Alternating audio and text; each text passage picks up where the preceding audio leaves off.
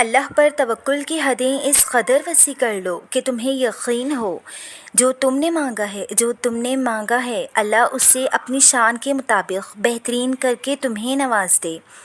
آج کی آزمائش تمہیں کل کے شکر کے لیے تیار کرتی ہے۔ زمین سے 7ویں آسمان تک تمہاری دعائیں سفر کرتی ہیں۔ جو ہے تمہاری چاہتیں وہ رب کی رضا سے دل میں گھر کرتی ہیں۔ اس طرح ہی تو رب کی رحمتیں تم تک اترتی ہیں۔ تھکے اور خاموش دل کے لیے اللہ کی مدد جلد آتی ہے۔ سجدے میں بہائے گئے آنسوؤں کی لاج اللہ رکھ ہی لیتا ہے۔ پھر لوگوں کی باتیں اور رکاوٹیں کوئی معنی نہیں رکھتی۔ پھر اللہ تمہاری دعاؤں کو ہی وسیلہ بنا دیتا ہے اور تم تک ایسی مدد پہنچا دیتا ہے جو نہ کسی نے دیکھی ہوتی ہے نہ سنی ہوتی ہے۔ اور جانتے ہو یہ وہی معجزہ ہوتا ہے جس کا تم انتظار کرتے ہو اور اللہ اس کا جواب تمہیں اپنی مدد کی صورت میں دیتا ہے۔ تم دیکھتے رہ جاتے ہو آخر یہ کیسے ہوا، اور اللہ تمہارا نصیب بدل دیتا ہے۔ تم نے جو خواب سجائے ہوتے ہیں انہیں اللہ ہی حقیقت بنانے پر قادر ہے۔ وہ کبھی نتیجے نہیں مانگتا، وہ کہتا ہے تم بس کوشش کرو، اور کوشش کے بعد بھی کام نہ بنے تو مجھ پر چھوڑ دو، کیونکہ مجھے بہتر معلوم ہے تمہیں کب کیا اور کیسے دینا ہے۔ روتی ہوئی آنکھیں اور ٹوٹا ہوا دل اللہ کی خاص توجہ میں ہوتا ہے۔ سورہ یوسف گواہ ہے، کچھ چیزیں بہت طویل صبر کے بعد ملتی ہیں، جیسے بچھڑے ہوئے یعقوب کو ان کے بیٹے کا مل جانا۔ کچھ دعائیں اللہ کی اتنی پیاری ہوتی ہیں کہ وہ انہیں کچھ وقت کے لیے اپنے پاس سنبھال لیتا ہے تاکہ تم بار بار اس کو پکارو، اور جہاں کہیں تمہارا صبر بکھرنے لگے وہ ان دعاؤں کو قبول کر کے تمہیں سنبھال لے۔ بہت جلد اللہ تمہیں ان دعاؤں کی قبولیت دکھائے گا جس کو تم نے کبھی بہت تڑپ سے مانگا تھا، اور تم کہو گے یا اللہ یہ تو وہی دعا تھی جو میں نے بہت پہلے مانگی تھی اور سوچا تھا اب یہ دعا کبھی قبول نہیں ہوگی۔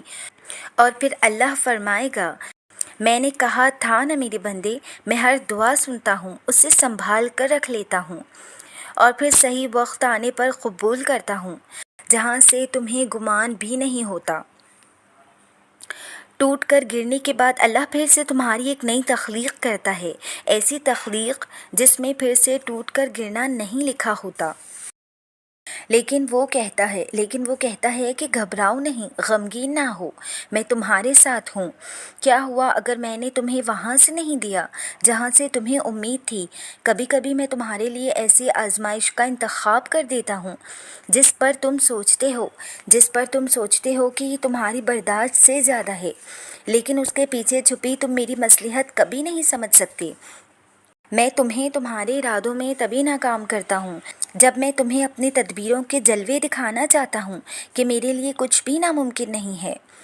وہ تو بس کہتا ہے تم اپنے حصے کی محنت کرو، باقی سب مجھ پر چھوڑ دو۔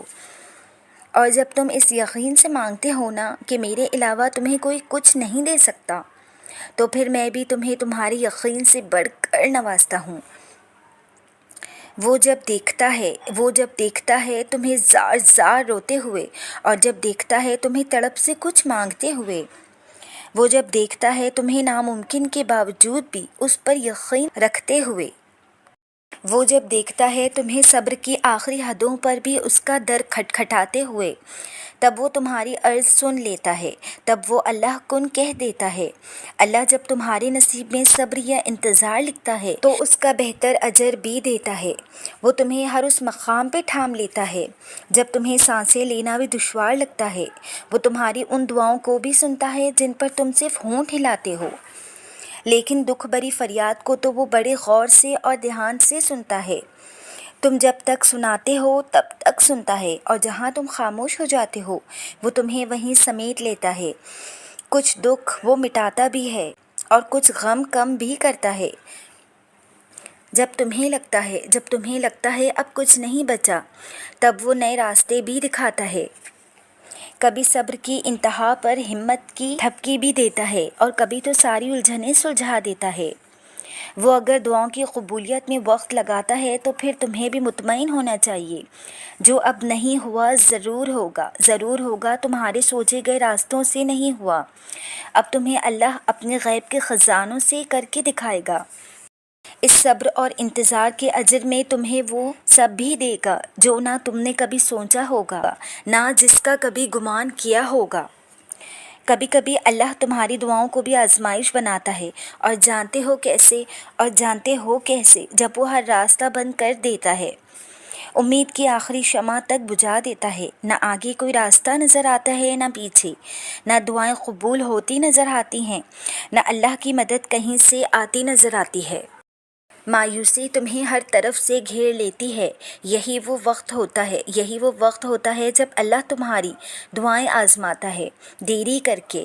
یہ وقت ہوتا ہے جب اللہ اپنے بندوں کے اور بھی قریب ہوتا ہے، کیونکہ وہ جانتا ہے کہ اس وقت اس کے بندے کو اس کی سب سے زیادہ ضرورت ہوتی ہے۔ اس وقت میں مانگی گئی دعائیں قبولیت میں وقت ضرور لگا سکتی ہیں، مگر قبولیت کا درجہ پا لیتی ہیں۔ ہمت رکھو، اللہ سب جانتا ہے، صبر رکھو، اللہ تمہارے ساتھ ہے۔ تہجد کی دعائیں بدل دیتی ہیں حالات بھی اور نصیب بھی۔ تہجد کی دعائیں وہ سفارش ہیں جو روبرو سننے والا بھی اللہ ہے اور قبول کرنے والا بھی اللہ ہے۔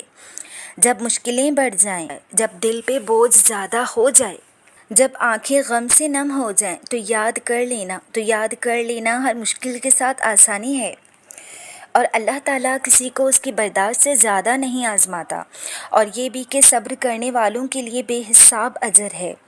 اللہ یقین کرنے والوں کو کبھی مایوس نہیں کرتا، اور نہ ہی کبھی نا امید ہونے دیتا ہے۔ تمہیں کبھی لگے نا کہ اللہ کی طرف سے جواب نہیں آ رہا تمہاری دعاؤں کا، تو بھی یقین رکھنا رب پر اور صبر کرنا۔ جو منصوبہ اس نے تمہارے لیے سوچ رکھا ہے وہ تمہارے حق میں ہی ہوگا، اور بے شک اللہ تمہارے لیے بہترین فیصلہ کرنے والا ہے۔ تہجد میں مانگی گئی محبت کا اللہ مان ضرور رکھتا ہے، پھر چاہے تم اس سے اس کی محبت مانگو یا پھر کسی انسان کی۔